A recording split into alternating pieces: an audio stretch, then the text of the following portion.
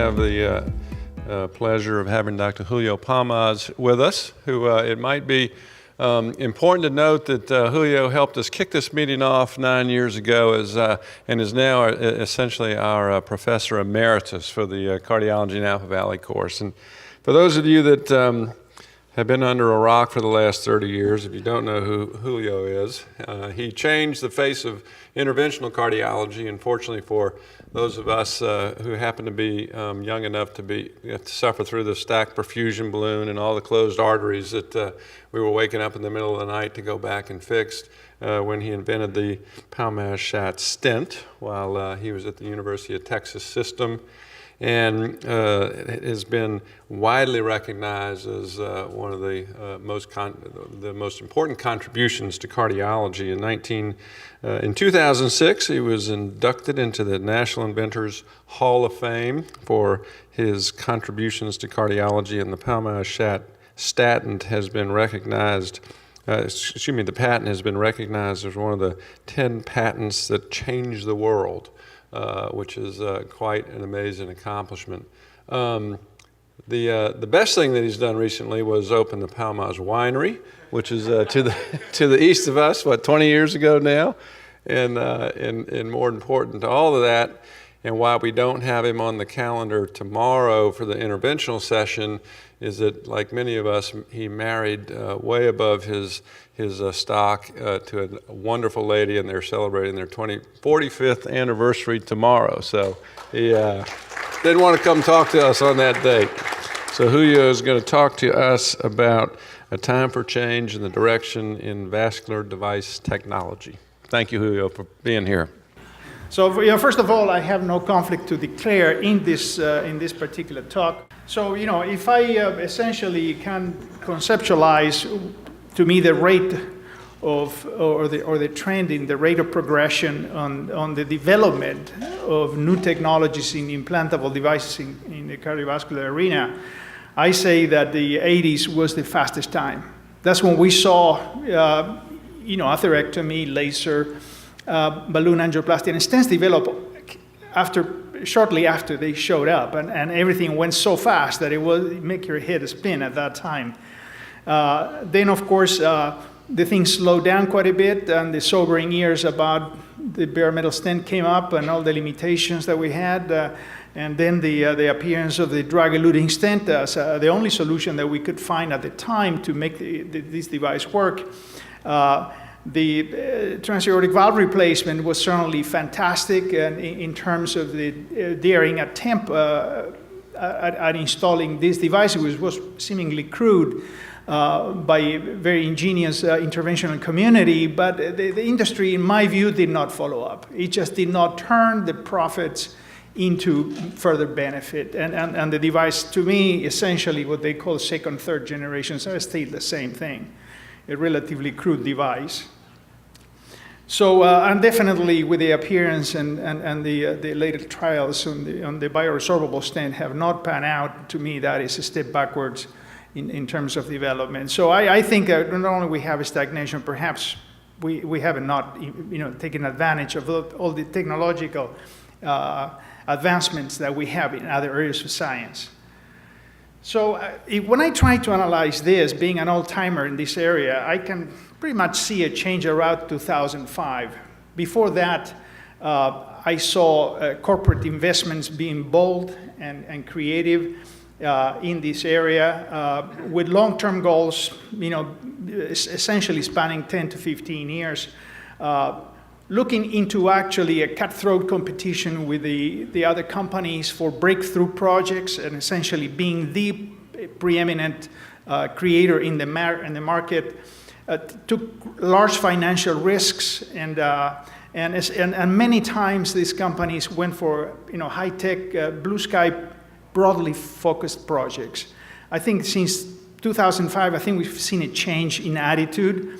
I think it's been largely driven by venture capital and small entrepreneur acquisitions by eventually larger companies, short-term goals, 1 to 3 years. And that, of course, you can blame it a little bit on the regulatory hurdles. Projects that were just incremental, not fundamentally projects, and of course, a small financial risk was the basis for all of that. I think that today we are in that is low-tech brick and mortar narrow focus projects, and that is probably the explanation for the stagnation that we have seen these days. We have not capitalized in several big mistakes that we have done in the development of the vascular devices. In fact, all these devices were approved by the FDA and then quietly walked away, but we never did the introspection in how did we get there. One was the gold coronary stent.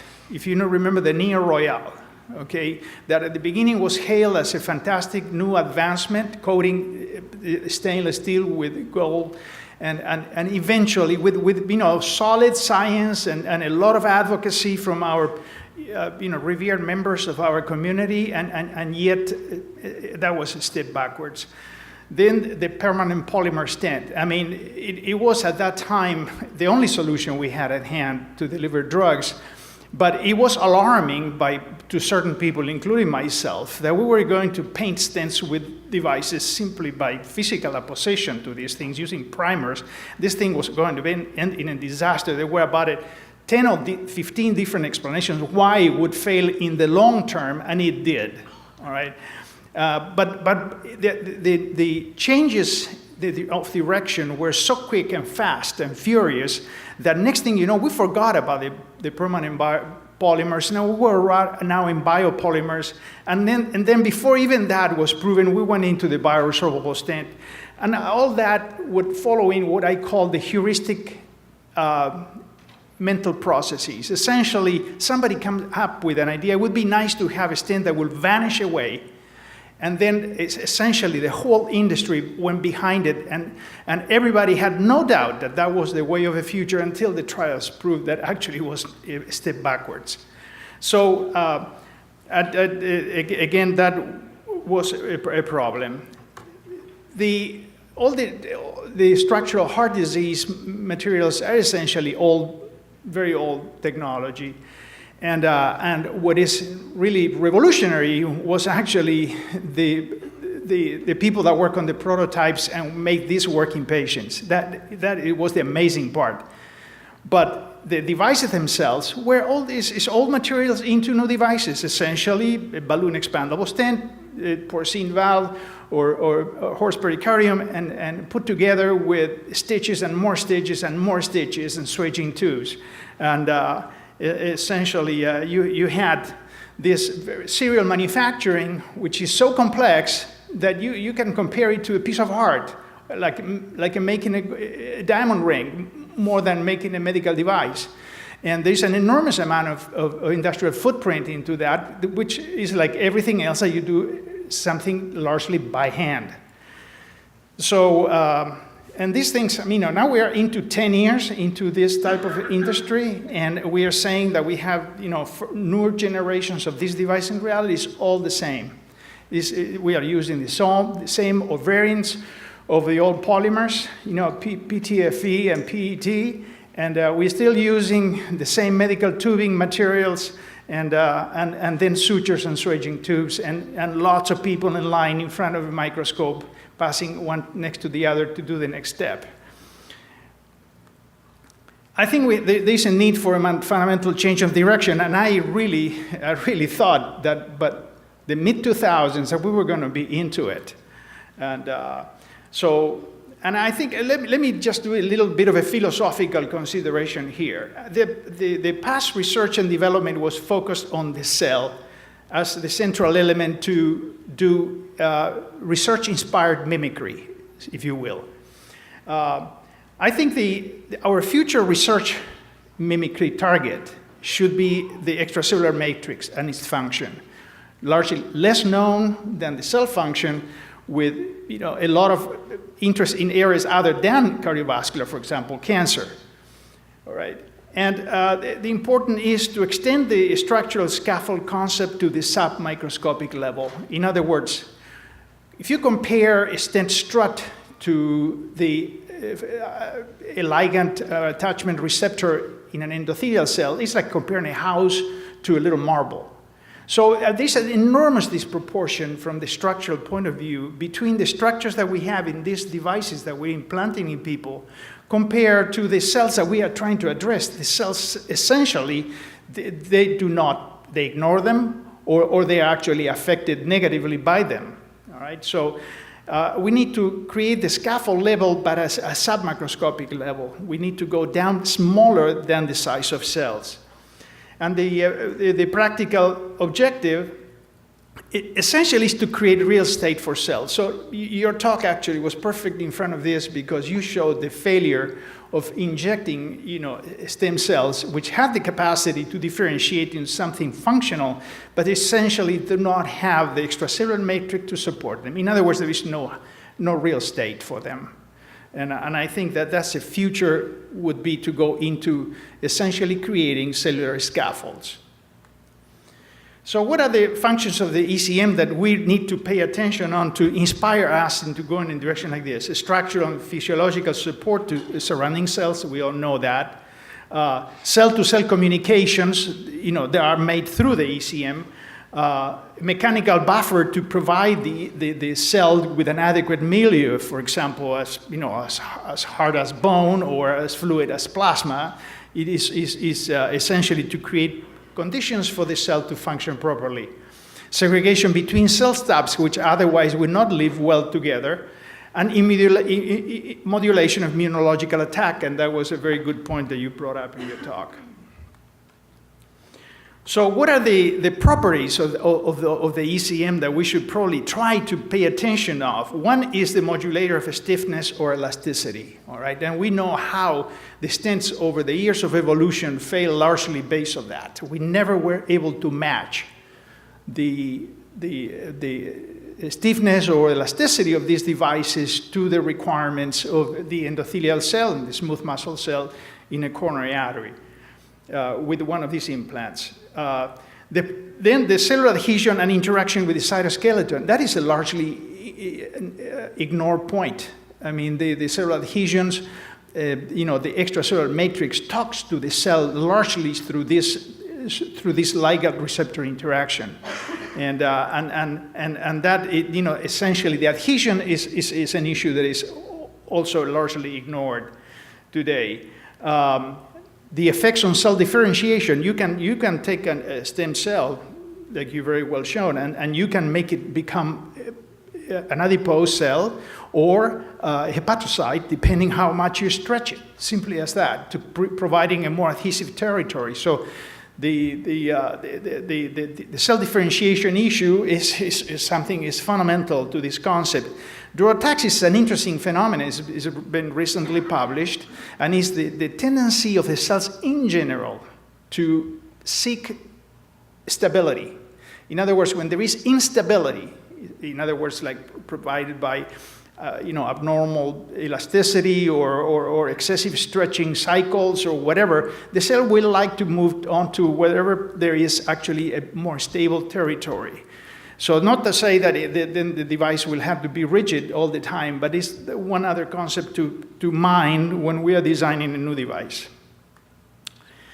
So how can we have a practical approach to repair the structure? I'm going to go into nanotechnology now. But let's for a minute just think of device in a vial, injectable vial, right? Rather than to making a device outside and then put it into a patient through a procedure. So, conceivably, and this, so again, all theory, we could functionalize a repair site, whether it is a coronary lesion or an aortic valve site, to enable module capture, all right? Second, build from the bottom up using construction blocks around 100 nanometers. That is the hallmark size, all right? So anywhere from a few angstroms to 100 nanometers is considered nanoparticle. And that can be suspended in a fluid. It can be injected like a drug, all right? Then the assembly should be directed by chemical means in initial phases until the micrometer range. And then at that point, it will be physicochemical probably. So the assemblage of the larger modules, in other words, now when you're in the micro scale, or in micron scale, is likely to be by by physicochemical means by so-called external fields. In other words, it probably be magnetic forces, electrical forces, temperature, radiation, ultrasound. It will be something in that order to be able to force the coupling of these modules. And the final assembly, the target site, is likely to be directly monitored. In other words, that'll be, again, the interventionalist role to monitor the proper assembly of the device in place. So with all this vision, which essentially is a pipe dream, let's see where's nanotechnology today. So I'm a pretty avid reader of nanotechnology, and I follow all this thing. There's a lot of novelistic stuff in it, but there is some serious developments, okay? Mostly it's outside of cardiovascular. I start by telling you that. There's almost nanotechnology in cardiovascular. Okay, so mostly in medicine, okay, now it's concentrated in medicine, mostly is in drug delivery in cancer therapy, and liposomes have been the best nanoparticle today as a workhorse, all right? Then labels for markers for diagnostic imaging has been, nanotechnology had helped. The use of biosensors, and which a little bit there, mostly in the industry and defense industries are the application of biosensors. Neuroelectronic interfacing is largely experimental and still heavily looked on. And medical devices, the area of our interest, okay, this is essentially is nil. So let's go a little bit into this. I mean, it's kind of fun, but the materials that are adequate or they've been proposed for nanofabrication have poor biomechanical properties, and that's one of the problems to make devices with these things. So essentially it's group 2, 3, 5, and 6 of the periodic table, all right? But when you look at them, you see these are not things that you can think of doing anything with them because they are not structurally sound, all right? Like selenium, zinc, sulfur, and phosphorus, and things like that. So largely things that are components of organic molecules. And then a lot of nanoparticles are in the area with proteins, enzymes, and nucleic acids. And most of the polymers that have been used in nanotechnology are used because they're easily functionalizable. In other words, you can make them be ready to accept another molecule. And that was, polyethylene glycol and PLGA, for example, there are 2 of them. Now, that is compared to the materials that we've been using to make devices. Okay, like for example, all the metals that we see here on the third line, and of course all the polymers that we have been using over the years, from permanent polymers to bioresorbable polymers to biopolymers, so biomimicry polymers. So let me tell you a little bit of nuts and bolts, how we could make a device using nanofabrication, and how the things that people have been dreaming about.